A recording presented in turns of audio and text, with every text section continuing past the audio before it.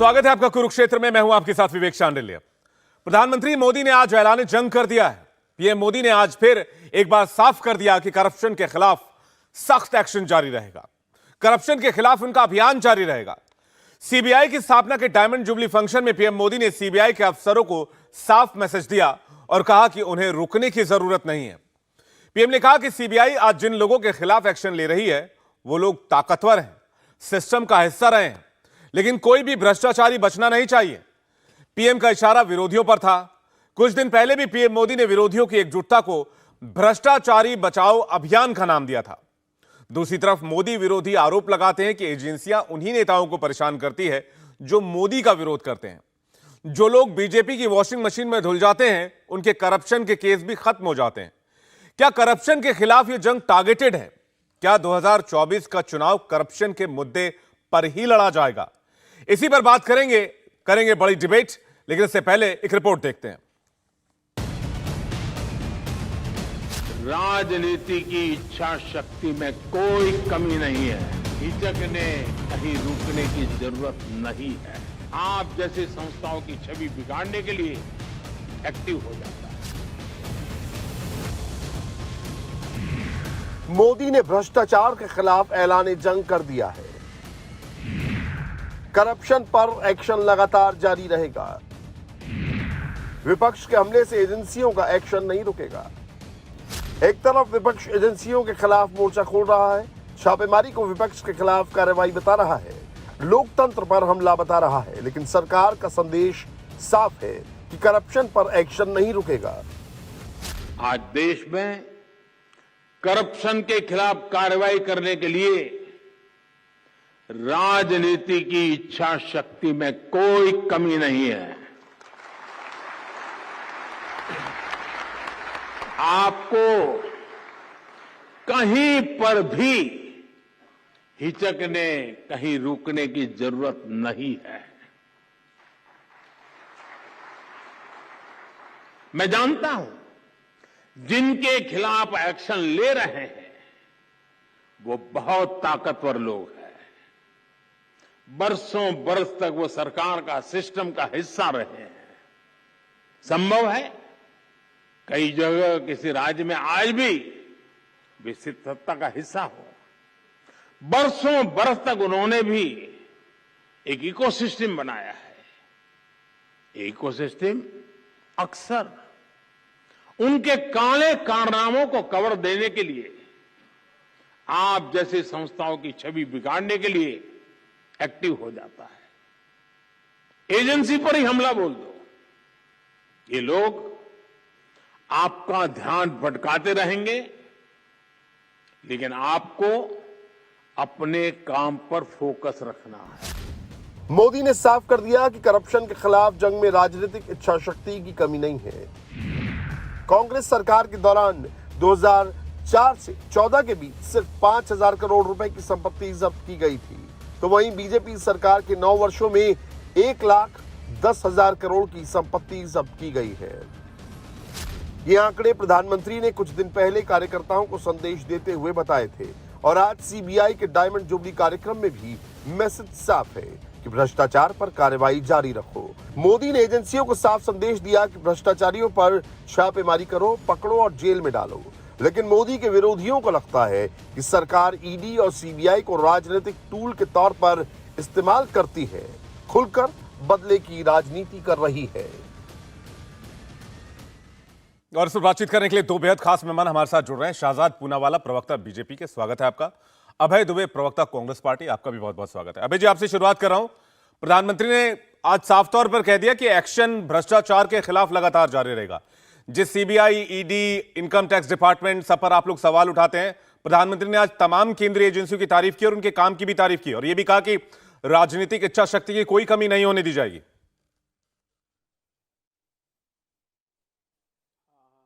नहीं विवेक जी, बिल्कुल। प्रधानमंत्री जी व्यस्त बहुत रहते हैं। प्रधानमंत्री जी को के भाषणों को ही एक्शन कैसे करना है, ये संस्थाओं को इस बात का भान होना चाहिए। प्रधानमंत्री जी ने जो कहा है कि राजनीतिक रूप से बहुत मजबूत लोग हैं और कई जगह सत्ता में है, बिल्कुल प्रधानमंत्री जी। अब सीबीआई संज्ञान ले हेमंतो बिस्वा शर्मा का, और भाजपा ने तो उन लोगों ने 21 जुलाई 2015 को पूरी बुकलेट जारी की प्रमाणों की कि कैसे लुई बर्जर केस में भीषणतम भ्रष्टाचार हेमंतो बिस्वा शर्मा ने किया। यही सीबीआई ईडी ने 14 स्थानों पर छापे मारे थे शारदा स्कैम में हेमंतो भाई के यहाँ कि 20 लाख रुपए प्रति माह आ रहा है। तो अब प्रधानमंत्री जी की बात का संज्ञान सीबीआई को लेना चाहिए। भाग मुकुल भाग, सीबीआई आ रही है, भाजपा ने तो पहले भी कहा था, पर सीबीआई ने शिथिलता बरती। अब आज सीबीआई को उसका संज्ञान लेना चाहिए। शुभेंदु अधिकारी पर भाजपा ने आरोप लगाया था कि ये शारदा स्कैम में, और छापेमारी भी हुई थी, मुकदमे भी दर्ज किए थे। तो अब प्रधानमंत्री जी की बात का उनको संज्ञान लेना चाहिए। आदर्श घोटाले का आरोप नारायण राणे जी पर लगा था, उसका सीबीआई को संज्ञान लेना चाहिए। और ये शिवसेना के विधायक प्रताप सरनाईक, इनका तो ट्वीट किया बाकायदा, 11 करोड़ 35 लाख की संपत्ति हमने जब्त की है, ये ईडी ने इनका बाकायदा ट्वीट किया था। लेकिन वो उस समय उद्धव सेना में थे प्रधानमंत्री जी, अब बहुत मजबूत सत्ता का हिस्सा बन गए, जिस ओर आपने इशारा किया है ना।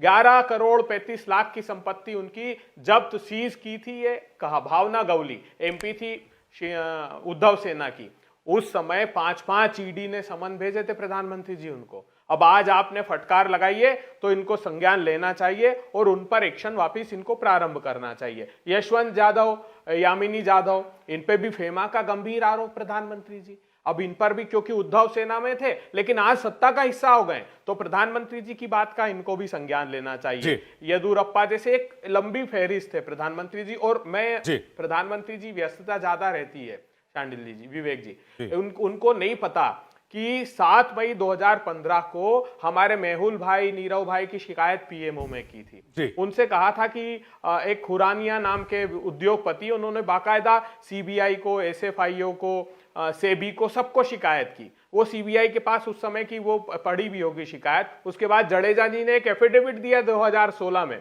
गुजरात के व्यापारी ने, ईओडब्ल्यू को। उन्होंने कहा ये भागने वाले हैं, ये सब लोग हजारों करोड़ रुपए का स्कैम करके भागने वाले। वो भाग गए। प्रधानमंत्री जी उसके बाद क्या हुआ? उसके बाद ये हुआ कि वो एंटीगुआ का नागरिक हो गया मेहुल चोकसी, और हमारी एजेंसियां ढूंढती रही। लेकिन एंटीगुआ की सरकार ने बताया उनकी सिटी, एक सेकंड आखिरी बात कहने लेने दीजिए, बीच में मत काटिए, ये सेंटेंस पूरा हो जाने दीजिए। उसके बाद उनका सिटीजनशिप इन्वेस्टमेंट यूनिट एंटीगुआ की, उनने दस्तावेज जारी कर दिए प्रधानमंत्री जी। तब देश को पता पड़ा कि एमईए ने और रीजनल ऑफिस मुंबई ने, वहां की पुलिस ने एनओसी दी, तब जाकर नागरिकता मिली। बाद में देश को यह पता पड़ा। मतलब आप तो ध्यान नहीं रहता, आपको चुनाव में व्यस्त रहते ना, इसलिए आपने संज्ञान नहीं लिया। एक लंबी फहरिस्त में गिनाऊंगा अभी प्रधानमंत्री जी, अगर विवेक जी अनुमति देंगे तो। बिल्कुल, ये ताकतवर लोग हैं सत्ता की सरपरस्ती के, और वो आपको नहीं संज्ञान है, आप ही की सत्ता की सरपरस्ती के ताकतवर लोग हैं प्रधानमंत्री जी, ये जो सब कोई विदेश भाग गए, 5,35,000 करोड़ रुपए के बैंक फ्रॉड। अभय जी, आपके आरोपों का जवाब देने के लिए शहजाद पूनावाला यहां पर है, और प्रधानमंत्री जी का संज्ञान चाहूंगा मैं। ठीक है अभय जी, आपके आरोपों का जवाब देने के लिए शहजाद पूनावाला है सरकार की तरफ से, बीजेपी की तरफ से प्रवक्ता है। शहजाद, जिन नामों को ये गिना रहे हैं, अलबत्ता अभय जी वो नाम नहीं ले रहे जिसके बारे में प्रधानमंत्री का इशारा था, लेकिन वो नाम ले रहे हैं जो बीजेपी में या बीजेपी के करीबी हैं। तो इन नामों पर भी एक्शन होगा? अब मैं एक एक करके, मैंने 5 मिनट इनकी बात सुनी, मुझे उम्मीद है आप और वो दोनों मुझे बात रखने देंगे। देखिए, आज प्रधानमंत्री के पूरे वक्तव्य में उन्होंने किसी का नाम नहीं लिया, पर भ्रष्टाचार पर हो कार्रवाई और कांग्रेस मचाए त्राही त्राही, तो कहां पर ये तीर जाकर बैठा है आप सभी लोग समझ सकते हैं। अब इन्होंने 2 नाम गिना, मैं उसी से शुरू करूंगा और फिर अपने पूरे वक्तव्य को रखूंगा, तो मुझे प्लीज पूरा समय देना। इन्होंने एक नाम दिया मुकुल रॉय का। चुनौती से कहता हूं पूरे शो में, आप अपनी रिसर्च टीम को बोलिए, अभय जी अपनी रिसर्च टीम को बोले।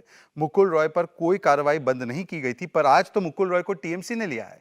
अब ये कांग्रेस जो टीएमसी के साथ भ्रष्टाचार का भाईचारा निभा रही है, अधिकृत रूप से कांग्रेस पार्टी मांग करे टीएमसी से मुकुल रॉय को लात मार के निकाला जाए, क्योंकि इन्होंने ही कहा ना मुकुल रॉय तो भ्रष्टाचारी है।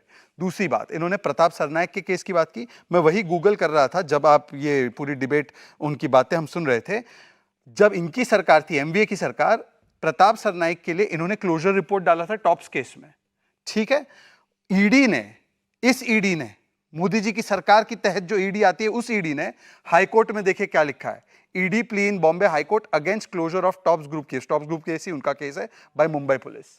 आप कह रहे कि हम कार्रवाई, चाहे जो भी हो, जहां पर भी हो उस पर कार्रवाई होनी है तो होनी ही है। और मैं आपको इसका कुछ आंकड़ा और आइडिया बताता हूं। देखिए, इनके समय पर ईडी और सीबीआई क्या थे? एक था एंटाइटलमेंट ऑफ डायनस और दूसरा था केज्ड बर्ड ऑफ इंडिया। ये तो खुद सुप्रीम कोर्ट ने केज्ड बर्ड बताया था। इसीलिए जीरो कन्विक्शन ईडी के हुए, 112 मात्र 10 साल में सर्चेस हुई, केवल 4145 करोड़ या 4200 करोड़ की अटैचमेंट हुई। और जिस प्रकार से ईडी को और सीबीआई को इस्तेमाल किया जाता था उनके समय पर केश पैरेट कोर्ट ने कहा था। आज अगर आप देखें तो 96% कन्विक्शन रेट है। मतलब 25 जो पीएमएलए के मामले ट्रायल में गए, 24 में कन्विक्शन हुई है। आज 3010 सर्चेस हुए हैं और आज 1,15,000 करोड़ की संपत्ति को अटैच किया गया है। और यह दिखाता है कि ईडी सीबीआई किस प्रकार से निष्पक्षता से काम कर रहे हैं। और मैं इनसे सिर्फ इतना ही पूछना चाहता हूं, बाकी सब तो छोड़ दीजिए। अभय डुबे जी, जब ईडी सीबीआई कोई भी कार्रवाई करती है तो कोर्ट में जाता है। सुप्रीम कोर्ट ने सोनिया गांधी और राहुल गांधी को राहत देने से मना किया और वो कोर्ट ने केस स्टार्ट किया था। वो ईडी सीबीआई ने केस स्टार्ट नहीं किया था। जो लालू प्रसाद जी है वो 4 बार कोर्ट से कन्विक्ट हुए हैं। अब बता दीजिए कि लालू जी के साथ विद्वेषपूर्ण कार्रवाई हुई या वो कन्विक्टेड है तो करप्ट है। और तीसरी बात, मनीष सिसोदिया को आज भी राहत नहीं मिली है। सत्येंद्र जैन 9 महीने से जेल में है। दोनों मनीष सिसोदिया और सत्येंद्र जैन के मामले में कांग्रेस का अधिकृत स्टैंड है कि उनके ऊपर कार्रवाई सही है। तो क्या इस देश में गुड करप्शन और बैड करप्शन है? और देखिए, ऐसा है, भ्रष्टाचार की बात करते हैं तो इनका तो एफएटीएफ में नाम दर्ज हो चुका है। प्रथम परिवार का पेंटिंग लो पैसा दो वाला जो विदेशी इकोसिस्टम में फैल गया कि किस प्रकार से करप्शन करते हैं। एफएटीएफ रिपोर्ट में जहां पर पाकिस्तान के आतंकवाद का जिक्र होता है, वहां पर प्रथम परिवार के भ्रष्टाचार का भी आज डॉक्यूमेंटेशन हो चुका है। यह पार्टी अब दूसरों को बता रही है करप्शन के विषय में। अबे जी, सवाल यह पूछा जा रहा है कि भ्रष्टाचार, प्रधानमंत्री ने भ्रष्टाचारियों की बातचीत की। प्रधानमंत्री ने कहा कि जो लोग भी देश का पैसा खाकर बैठे हुए हैं, जिन लोगों ने भी करप्शन किया है, वो उन लोगों पर कार्रवाई जरूरी है और एक्शन होगा। साथ ही उन्होंने यह भी कहा कि भ्रष्टाचारी बचाओ अभियान विपक्ष चला रहा है, लेकिन उन्होंने किसी पार्टी या किसी दल या किसी नेता का नाम नहीं लिया। तो कांग्रेस इस बात को अपने ऊपर क्यों लेती है जब भ्रष्टाचारियों की बात होती है? यही बात शहजाद भी आपसे पूछना चाह रहे हैं। मैंने तो एक भी बार नहीं अपने ऊपर लिया। मैं तो नाम गिना है प्रधानमंत्री जी को। मैं सिलसिला जारी रखूंगा पूरे शो में।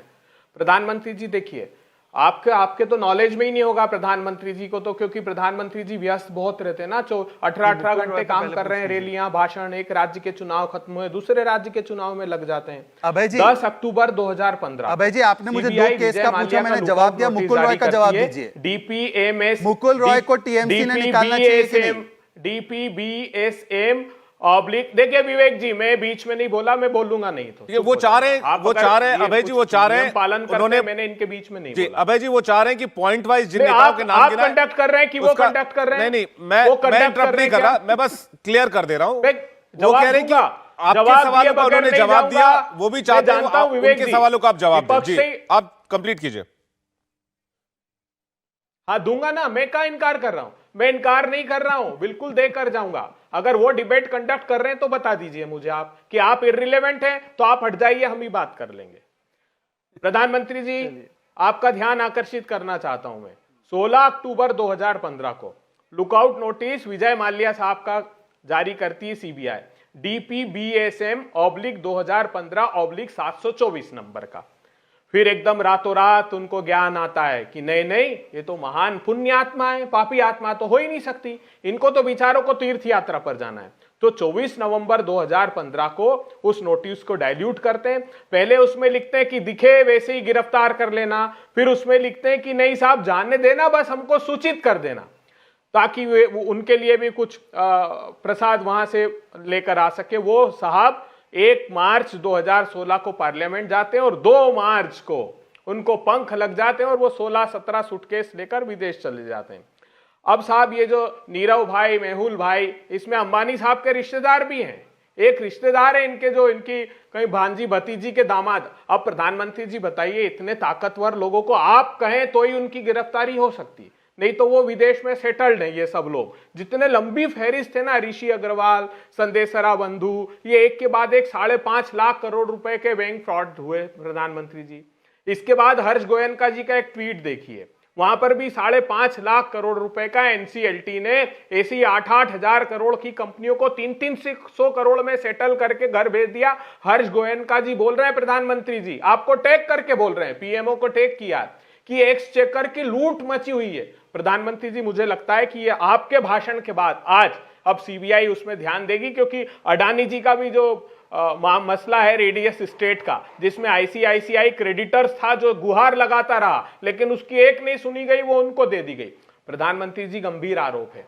2016 से, आपके नॉलेज में नहीं है प्रधानमंत्री जी, डीआरआई ने अडानी जी का ओवर इनवॉइसिंग का इंडोनेशिया से कोल का केस दर्ज करके रखा है, जिसके आधार पर हिंदुस्तान के इलेक्ट्रिसिटी के कंज्यूमर पर भी भार पड़ा। प्रधानमंत्री जी, वो केस 16, 17, 18, 23 तक पेंडिंग है, उसमें कुछ कराइएगा। 6 airport economic regulatory authority of India 2008 के एक्ट को वायलेट करके अडानी जी को दिए गए। ये नीति आयोग कहता रहा, एमईए कहता रहा, उन्होंने कहा कि हाई इंटेंसिव कैपिटल इन्वेस्टमेंट है, एक आदमी को 6 एयरपोर्ट नहीं दिए जा सकते, आपत्ति दर्ज कराई। 7 साल के अनुभव का क्लास डाइल्यूट कर दिया। प्रधानमंत्री जी, अब उम्मीद है कि ईडी, सीबीआई, एसएफआईओ ये सब कार्रवाई करेंगे। एक चीनी नागरिक है चांगचुंग लिंग, डूबीएस कंपनी, वो ऑफशोर कंपनी है, उसका आरोप है स्टॉक मैनिपुलेशन का अडानी जी की कंपनी के लिए। प्रधानमंत्री के आज के शेल कंपनियों के माध्यम से स्टॉक मैनिपुलेशन हुआ। 12 लाख करोड़ का घोटाला, प्रधानमंत्री, 12 लाख करोड़ कम से कम आरोप है, तो उसकी जांच तो होनी चाहिए प्रधानमंत्री जी। जी, तो आप इस बात का समर्थन करें, चाहे करप्शन का कोई भी मामला हो जांच होनी चाहिए, चाहे नेशनल हेराल्ड मामले में हो या फिर चाहे कॉमनवेल्थ मामले में हो, चाहे किसी भी तरह का कोई भी करप्शन, उसमें जांच होनी चाहिए और कन्विक्शन भी होना चाहिए और एक्शन भी होना चाहिए। नहीं, मैं सहमति चाह रहा हूं, बस आप कह रहे हैं ना कि करप्शन के खिलाफ अगर मामला चल रहा है। बाकी शहजाद आपके सवालों का जवाब दे रहे हैं, मैं इसका जवाब लेने के लिए आपके पास दोबारा शहजाद से पहले आपके आरोपों का जवाब ले लेता हूं। देखिए विवेक जी, लगभग अभी अभय जी ने लगभग 5 मिनट फिर से बात रखी। उनको मेरा एक ही सिंपल सवाल था, आपने भाग मुकुल भाग की बात की, मैंने कहा कि मुकुल के ऊपर कोई कार्रवाई हमने तो नहीं रोकी, पर जो भ्रष्टाचारी मुकुल है आज वो टीएमसी में है, कांग्रेस अधिकृत रूप से उसके हटाने की, देखिए अब कौन बीच में बोल रहा है विवेक जी, विवेक जी अब जो पर्दाफाश हो रहा है तो कौन रोक रहा है? एक एक करके, अभी 2 ही लोग हैं, एक एक करके बात करेंगे। पर वो क्योंकि पकड़े गए हैं इस पॉइंट पे, इनके पास जवाब नहीं है।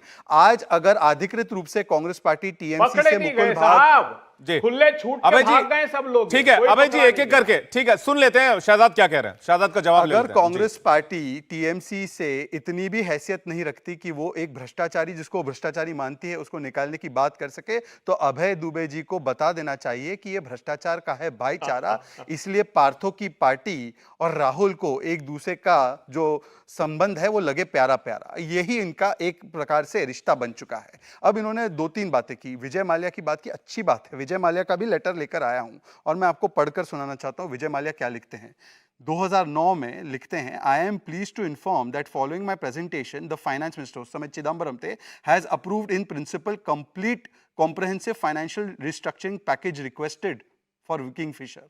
इनको लोन कौन भर भर के दे रहा था, और यही नहीं, मनमोहन सिंह जी ने एयर इंडिया की फ्लाइट में जब वो लौट कर आ रहे थे तब उन्होंने कहा कि हम किंगफिशर को डूबने नहीं दे सकते, इसलिए मैंने बैंकों की तिजोरियां खोल दी है। नीरव मोदी के विषय में जब नीरव मोदी के गले पर हाथ डालकर उनको वापस लाने की प्रक्रिया कर रही थी एजेंसीज, तो अभय तिपसे जो इनके ही पार्टी के और इनके नाम प्रथम नाम सेम है दोनों का, उन्होंने जाकर एफिडेविट दिया है कि नीरव मोदी यहां पर आएगा तो उसको प्रताड़ना की जाएगी, उसको कृपया यहां पर मत आने दीजिए। अभय तिपसे बॉम्बे हाईकोर्ट के जज थे जो कांग्रेस में शामिल हो गए। 80-20 की स्कीम मेहुल चोकसी को किसने दिया आखिरी दिनों में यूपीए सरकार के? इन्होंने दिया। और हमने क्या किया, जो इनका बकाया था, जो इन्होंने बैंक्स को नहीं दिया था, कुछ 23-24 हजार करोड़ रुपए थे, उसमें से लगभग 20,000 करोड़ रुपए की उनकी संपत्ति को जब्त किया और उसमें से 15,000 करोड़ से ज्यादा आज ही रिप्लाई दिया है पार्लियामेंट में, उसको बैंकों के पास सुपुर्द कर दिया है। मतलब कि अभी लगभग सब 5 या 10% पैसा इनका बाकी है जो आना बाकी है। परंतु मैं इनसे पूछना चाहता हूं कि पूरे 60 वर्ष में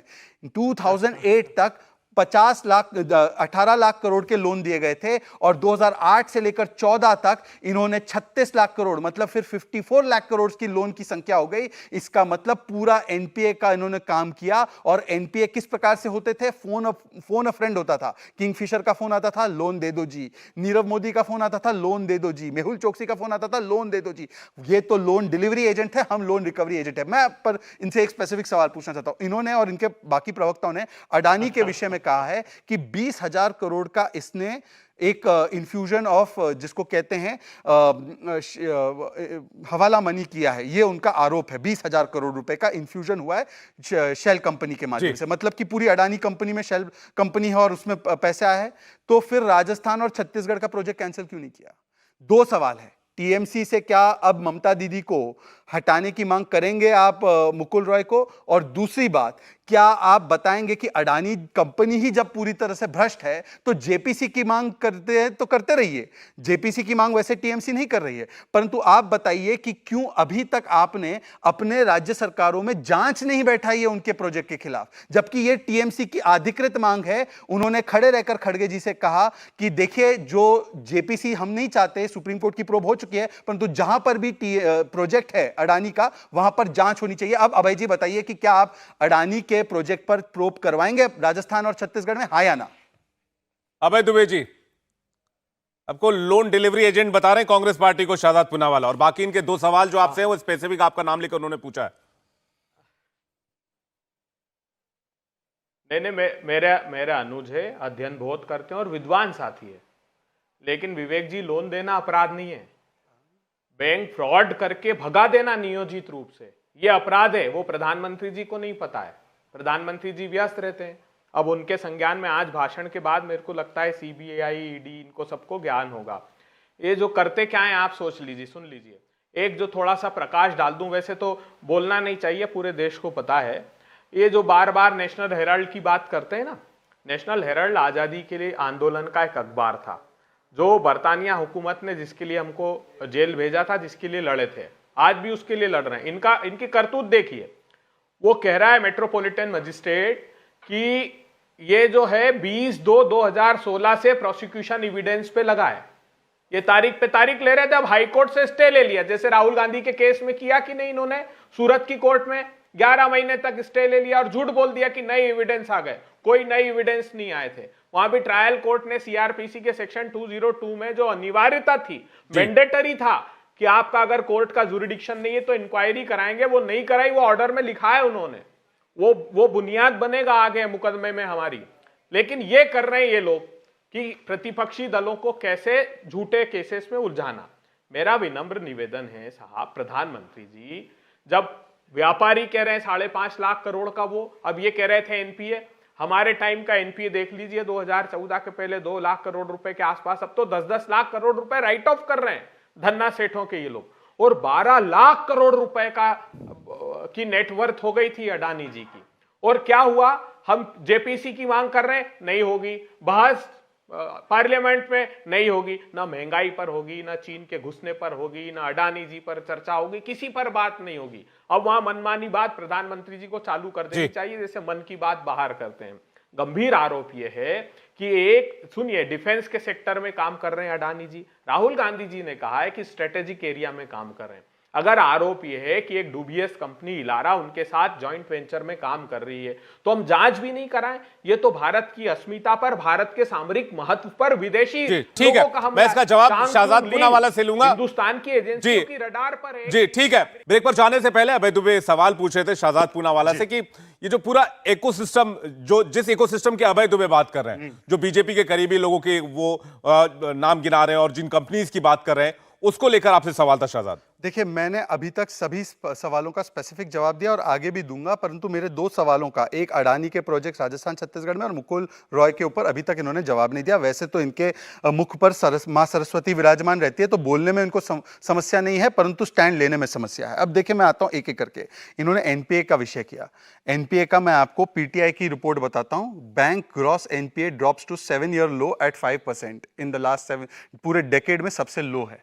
ये एनपीए की हालत है, क्योंकि हमने न केवल उन्होंने जो एनपीए छुपा है उसको भी उजागर किया और उसके ऊपर भी कार्रवाई की और सबके गले में हाथ डाल के, कॉलर पे हाथ डाल के पैसा वापस लाया। तो कह रहे धन्ना सेठों के राइट ऑफ कर देते हैं। नहीं, वो तो उनको पता होना चाहिए कि राइट ऑफ क्या होता है और लोन। अच्छा, एक बात देखिए, अब देखिए, अब एक सेकंड, ये गलत है विवेक जी। मैंने इनके 7-8 मिनट बातें सुनी, ये तरीका नहीं। मेरे फ्लो को तोड़ने का क्या ये प्रयास है?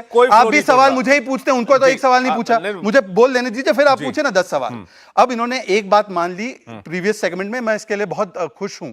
इन्होंने कहा लोन देना गलत बात नहीं है, मतलब कि विजय माल्या, नीरव मोदी और मेहुल चोकसी को लोन देना ये गर्व का काम समझते हैं। और मैं इसलिए कह रहा हूं क्योंकि देखिए, जब ये लोन दिए जा रहे थे, जब राहुल गांधी नीरव मोदी से इंपीरियल होटल की पार्टी में मिल रहे थे, दिनेश दुबे नाम का इलाहाबाद बैंक का डायरेक्टर था, उसने 2013 में लिखकर कहा था कि ये लोन नहीं देने चाहिए। वो इलाहाबाद बैंक का डायरेक्टर था, यहां से भी लोन दिए गए मेहुल चोकसी और नीरव मोदी को, इसने मना किया, फिर भी इन्होंने लोन दिया। मतलब कि एक तो माल्या के लेटर पे लोन देना, चिदंबरम का खोल खोल कर लोन देना, मनमोहन सिंह का कहना कि नहीं इनको तो लोन देना जरूरी है, और इलाहाबाद बैंक डायरेक्टर के न कहने के बाद भी लोन देना। इस प्रकार से ये लोन लुटाते गए और आज हम लोन रिकवर कर रहे हैं। और बैड लोन या बैड डेट और राइट ऑफ क्या होता है, ये मुझे लगता है इकोनॉमिक्स के स्टूडेंट जानते हैं। अगर इनको नहीं पता तो सुप्रिया श्रीनेट से जाके पूछ लेंगे। परंतु मैं इनसे पूछना चाहता हूं, इन्होंने कहा कि सोनिया गांधी पर केस जो है, उन्होंने मजिस्ट्रेट कोर्ट की बात की कि एकदम झूठा केस है। देखिए, मैं इसलिए हमेशा सारे फैक्ट लेकर चलता हूं क्योंकि मुझे पता है कि इनकी आदत है झूठ बोलने की। मैं हाईकोर्ट का ऑर्डर पढ़कर सुना रहा हूं सोनिया गांधी के मामले में। After having considered the entire case, this court finds no hesitation to put on record that modus operandi adopted by petitioners, matlab Sonia and Rahul, in taking control of AGL via special purpose vehicle Young Indians when main persons were in Congress party evidences a criminal intent. Cheating, criminal misappropriation and criminal breach of trust is there at this nascent stage. And therefore, a prima facie case is made out in context of there being sufficient grounds for summoning the petitioners. ये high court ने कहा है। हिंदी के दर्शकों को बता भी मैं दें, आपको क्या एक लाइन पढ़ा में है बता अभी? देता हूं। जी। एक लाइन में हाई कोर्ट ने ट्रायल कोर्ट के ऑर्डर पर पुष्टि करते हुए कहा कि जो प्राइमा फेसाई एजेएल और यंग इंडियन का मैटर देखते हुए इसमें कोई शंका नहीं है कि कांग्रेस के लोग और खासकर राहुल और सोनिया ने इस पूरे एजेएल को एक मुखौटा बनाकर, यंग इंडियंस का मुखौटा बनाकर एजेएल की 5,000 करोड़ की संपत्ति लेने का प्रयास किया, और इसलिए उन पर criminal breach of trust, criminal misappropriation का केस बनता है, 420 का केस बनता है, भ्रष्टाचार का केस बनता है। ये हाई कोर्ट ने कहा है। सुप्रीम कोर्ट तक गए थे, इनको राहत नहीं मिली। पर मैं बोलता हूं कि चलिए, वेंडेटा पॉलिटिक्स है, क्या कोर्ट वेंडेटा कर रहा है? क्यों राहत नहीं मिली सुप्रीम कोर्ट से? और दूसरी बात, जब सत्येंद्र जैन और मनीष सिसोदिया पर कार्रवाई होती है, अभय दुबे जी, क्या वो कार्रवाई वेंडेटा पूर्ण है या वो कार्रवाई सही है? ये बताइए आज। और लालू प्रसाद 4 बार कन्विक्ट हुए हैं, तो लालू प्रसाद जो है वो करप्ट है, आपके साथीदार है, या वो उनके ऊपर भी विद्वेषपूर्ण कार्रवाई हुई है? 4 सवाल स्पेसिफिक है, एक का जवाब दे दीजिए। आप मेरे भ्राताश्री हैं। अभय दुबे जी।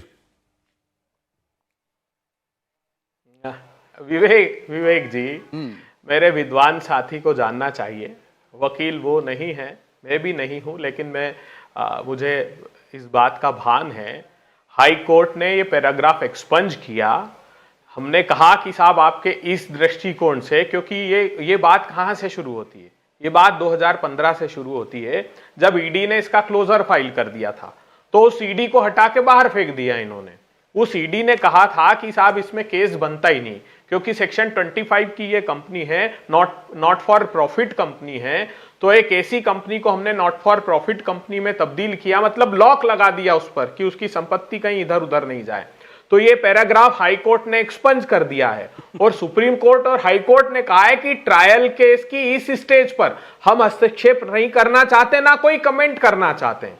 अब ट्रायल कोर्ट का जो जज है वो कह रहा है कि आप कोई एविडेंस प्रोड्यूस तो किए, भाई प्रोसिक्यूशन एविडेंस पे लगाए, पूछिए कहां एक मुकदमा, वो अभी क्यों स्टे लेकर रखा है? नहीं, तो आपके पास ये वेंडेटा पॉलिटिक्स है, राइट? सरकार थी तो आप प्रोड्यूस करते एविडेंस। विवेक जी, अब इनसे पूछिए, देखिए गंभीर आरोप हैं, 12 लाख करोड़ रुपए का स्टॉक मैनिपुलेशन। भाई 12 लाख करोड़ रुपए में क्या हो सकता था देश में, जो एक नियोजित रूप से धन्ना सेठ के पास चले गए। 6 करोड़ पीएम आवास योजना के तहत आवास बन सकते थे। 10,59,000 करोड़ का छोटे और मझोले किसानों का कर्ज है प्रधानमंत्री जी, उनका कर्ज पूरा का पूरा समाप्त हो सकता था प्रधानमंत्री जी। देश की प्रगति, समृद्धि और तरक्की के लिए हमारे ऐसे बड़े काम हो सकते थे जिसकी दरकार है। अब आप एक धन्ना सेठ ने कमाया और जांच भी नहीं कराना चाहते, जेपीसी क्यों नहीं चाहते, ये बात बताइए। सुप्रीम कोर्ट ने जब एक कमेटी बनाई तो वहां पर भी चुपचाप एक लिफाफा लेकर पहुंच गई सरकार, हमारी कमेटी से जांच कर लीजिए। फटकार लगाई सुप्रीम कोर्ट ने, उन्होंने कहा नहीं, हम इस जांच में पारदर्शिता चाहते हैं, हम नहीं चाहते कि ये ट्रांसपेरेंट नहीं हो। क्या जरूरत थी सरकार को एक लिफाफा लेकर जाने की वहां पर? अभय जी, वही सवाल तो शाहजाद पूछ रहे हैं। वो पूछ रहे हैं कि अगर आपको अडानी से इतनी दिक्कत है तो कांग्रेस शासित राज्यों में अडानी के प्रोजेक्ट्स होल्ड क्यों नहीं हुए अभी तक? उनके प्रोजेक्ट्स को अभी तक क्यों नहीं रोका गया है? राहुल गांधी जी ने जवाब दिया तो था कि प्रधानमंत्री जी आप निकालिए इसमें जो मध्य प्रदेश में या ये आपके राजस्थान में या वेस्ट बंगाल में प्रोजेक्ट्स दिए हैं। उन्होंने कहा कि देखिए आज जो अडानी जी पर स्टॉक मैनिपुलेशन का आरोप है, ये गंभीर आरोप है क्योंकि विदेशी हमला हुआ है। ये टैक्स हेवन जो मॉरिशस है, यूएई है, वहां से साइप्रस है, उन देशों से भारत की भूमि पर हमले का आरोप है। आप जांच कराइए ना और प्रमाण आ जाएगा जेपीसी के साथ सामने। जांच नहीं कराना चाहते क्योंकि कवर करना चाहते हैं। हमने तो कहा कि जो डीआरआई ने मुकदमा दर्ज किया है, डायरेक्टरेट ऑफ रेवेन्यू ने अगर जो मामला दर्ज किया है उस पर कार्रवाई नहीं हो रही 2016 से, तो कब एक्शन लेंगे आप बताइए। तो जितने प्रामाणिक आरोप हैं वो है, सरकार को चाहिए जेपीसी कराए। और प्रधानमंत्री जी ने अभी 2 दिन पहले भाषण में जिक्र किया था कि मेरी छवि खराब करना चाहते हैं। तो प्रधानमंत्री जी इन सब चीजों से आपकी छवि खराब हो रही है, आपकी छवि को सुधारना है तो एक्शन लेना पड़ेगा। ठीक है, मैं जवाब ले लेता हूं। काम नहीं चलेगा। एक लंबी की लंबी फहरिस्त है। ठीक है, आपकी वॉशिंग मशीन में आ गए वो सबके पाप धुल गए। 2 फरवरी को एक जॉइंट इनकी ऑपोजिशन मीटिंग हुई जिसका नेतृत्व खड़गे जी कर रहे थे। उनका पीटीआई में दिया गया बयान जो आपके चैनल पे, हर चैनल पर चला है, मैं आपको कोट करके बता रहा हूं, कृपया ध्यान से सुनिए विवेक जी। पब्लिक इंटरेस्ट को मन में रखते हुए हम चाहते हैं कि एक थरो जांच हो अडानी विषय पे, या तो आइदर, मैं झूठ नहीं बोल रहा हूं, देख लीजिए, या तो जॉइंट पार्लियामेंट्री कमेटी हो या सुप्रीम कोर्ट मॉनिटर्ड कमेटी हो। ये उन्होंने कहा खड़गे जी ने। अब खड़गे जी की बात को असेंट करते हुए, मानते हुए टीएमसी ने भी कहा हमें जेपीसी में कोई इंटरेस्ट नहीं है, सुप्रीम कोर्ट की प्रोब हो रही है, ठीक है, हां, पर हम ये जरूर चाहते हैं कि इतने गंभीर आरोप है इसलिए हर स्टेट में जहां पर भी अडानी का प्रोजेक्ट है, उनके भी यहां पे अडानी का प्रोजेक्ट है वेस्ट बंगाल में, वहां पर एक जांच हो। उन्होंने भी वो स्टेटमेंट दिया 17 तारीख को, पर 17 तारीख से आज तक ना इन्होंने जांच बिठाई ना उन्होंने जांच बिठाई। मैं पूछना चाहता हूं कि सुप्रीम कोर्ट पर आपको भरोसा नहीं। और देखिए विडंबना की बात, ये अभी ईडी को गरिया रहे थे, कहां गए अडानी का कंप्लेंट लेकर? ईडी के पास, मतलब ईडी की विश्वसनीयता है तभी आप गए ना वहां पर जांच करवाने, वरना क्यों जाते आप? अब आता हूं मैं तीसरे और चौथे बात पर। ये देखिए एक समय पर एक बहुत ही हमारे महान प्रधानमंत्री मानता हूं मैं उनको, राजीव गांधी जी ने कहा था कि मैं 1 रुपया भेजता हूं ना तो 85 पैसे एक लुटेरा पंजा खींच लेता है, क्योंकि वहां पे पंजा ही था सब जगह, ब्लॉक से लेकर संसद तक, तो लुटेरा पंजा खींच लेता है। आज 25 लाख करोड़ केंद्र ने, सरकार ने गरीबों को दिया। मान लीजिए ये लुटेरा पंजा होता तो 20 लाख करोड़ जेब में ले लेता। और ऐसे भी 70 साल में इन्होंने तो 40 लाख करोड़ से ज्यादा का गबन किया ही है। 10 लाख करोड़ मनरेगा में, 2 लाख करोड़ और किसान के नाम पे ये लोन देने के नाम पर किस प्रकार से उन्होंने सीडब्ल्यूजी में लूटा है, किस प्रकार से उन्होंने कोयले घोटाले में लूटा है, तो ये तो देश ने देखा ही। हर डिफेंस स्कीम में स्कैम करते थे। परंतु मैं आज इनसे 1-2 सवाल स्पेसिफिक और पूछना चाहता हूं। 4 सवाल पहले पूछे, 2 सवाल और। एक, अगर इनके पास 2016 से डीआरआई कार्रवाई नहीं कर रही है किसी विषय पे, इनके पास तो इतने अच्छे लॉयर है ना, एक भी लॉयर जाकर एक हाई कोर्ट में, सुप्रीम कोर्ट में जाकर ये नहीं कह सका कि डीआरआई जो है बचा रही है अडानी को। और 2016 में जब से ये कार्रवाई हो रही थी डीआरआई की, इतनी बड़ी कार्रवाई, तो ये तो प्रोजेक्ट्स राजस्थान में 2016 के बाद दिया है, छत्तीसगढ़ में 2016 के बाद दिया है। अगर पेड़ ही जहरीला है करप्शन से, तो उसके फल ठीक कैसे हो सकते हैं? सेकुलर करप्शन और कम्युनल करप्शन तो नहीं है ना कि राजस्थान का करप्शन सेकुलर और बाकी जगह कम्युनल, तो बाकी जगह कार्रवाई होनी चाहिए, पर मैं कोई कार्रवाई नहीं करूंगा। आज तो अभय जी आप इस बात का पुष्टि कीजिए कि कब आप अपने यहां पर जांच बैठा रहे अडानी के मामलों पर। दूसरा बताइए कि मुकुल रॉय को बाहर निकालना चाहिए, टीएमसी ने नहीं निकालना चाहिए। तीसरी बात बताइए कि किस प्रकार से मनीष सिसोदिया पर जो कार्रवाई होती है, सत्येंद्र जैन पर कार्रवाई होती है, वो विद्वेषपूर्ण कार्रवाई है या नहीं है? जरा बताइए ना, खुल के बताइए। दुबे जी पूछ रहे हैं शहजाद कि ये जो करप्शन में ये सेक्युलरिज्म है और कम्युनलिज्म है, ये करप्शन को लेकर ये नए तरह का जो चश्मा है, ये कैसे यूज में आता है, कैसे इस्तेमाल होता है इसका? मतलब कुछ करप्शन को ऐसे करके देखना कि ये फलाने पार्टी का या फलाना पार्टी से जुड़ा हुआ है, जिसकी चर्चा आज प्रधानमंत्री भी कर रहे थे। उन्होंने कहा कि बहुत समय तक ये लोग सत्ता में रहे और बहुत मजबूत इकोसिस्टम का हिस्सा है, बहुत ताकतवर लोग हैं, लेकिन करप्शन के खिलाफ एक्शन तो होकर रहेगा। अभय दुबे जी, अमित शाह साहब से एक प्रेस कॉन्फ्रेंस में पत्रकार ने पूछा था कि ये हेमंत विश्वा शर्मा पर अब आपका क्या स्टैंड है, तो हंस के पहले तो टाल दिया, फिर दो जोर देकर पूछा। उनने कहा महोदय मैं इसका जवाब ही नहीं देना चाहता हूं। मतलब ये सब पाक साफ हो गए। अब अगर मेरे अनुज ये कहते हैं कि मैं मुकुल रॉय के लिए 2 शब्द कहूं हटाने के लिए, तो कार्रवाई आपको करनी है। हेमंत बिस्वा शर्मा को हटा दीजिए, नारायण राणे को हटा दीजिए, शुभेंदु अधिकारी को हटा दीजिए, यशवंत जाधव, एमएलए यामिनी जाधव को हटा दीजिए, प्रताप सरनाईक को हटा दीजिए, येदुरप्पा को हटा दीजिए। 40% के भ्रष्टाचार कमीशन की सरकार कर्नाटक में चल रही है। और कौन? मठ मंदिर के लोग, लिंगायत समाज के संतों ने कहा कि प्रधानमंत्री जी हमसे तक 30% की कमीशन मांगते हैं। संतोष पाटिल, हिंदू वाहिनी, भारतीय जनता पार्टी का कार्यकर्ता, पीएम को चिट्ठी लिख लिख के थक गया, आत्महत्या कर ली कि छोटा सा व्यापार है उसमें 40% की कमीशन ये लोग मांग रहे हैं। वहां पूरा कॉन्ट्रैक्टर एसोसिएशन 3 बार चिट्ठी लिख चुका है प्रधानमंत्री जी आपको, तो उसका संज्ञान ही नहीं लेना चाहते। एक लंबी फेरिस जो वॉशिंग मशीन में डाल करके आपने दाग अच्छे हैं कर दिए, उनका संज्ञान ही नहीं लेना चाहते प्रधानमंत्री जी। लेकिन दुबे जी, यूपीए का जो 10 साल का शासनकाल रहा, परिवारवाद, सुनिए ना, मैं एक छोटा सा इसमें ऐड कर देना चाहता हूं। यूपीए का जो शासनकाल 10 साल का रहा, ईडी ने 26 नेताओं के खिलाफ एक्शन लिए, जिसमें 14 विपक्षी दल के नेता थे। तो अगर वेंडेटा पॉलिटिक्स की कैटेगरी में इसको डाला जाए तो 54% का स्ट्राइक रेट आता है आपकी सरकार के शासनकाल में। और आज कितना आता है विवेक जी?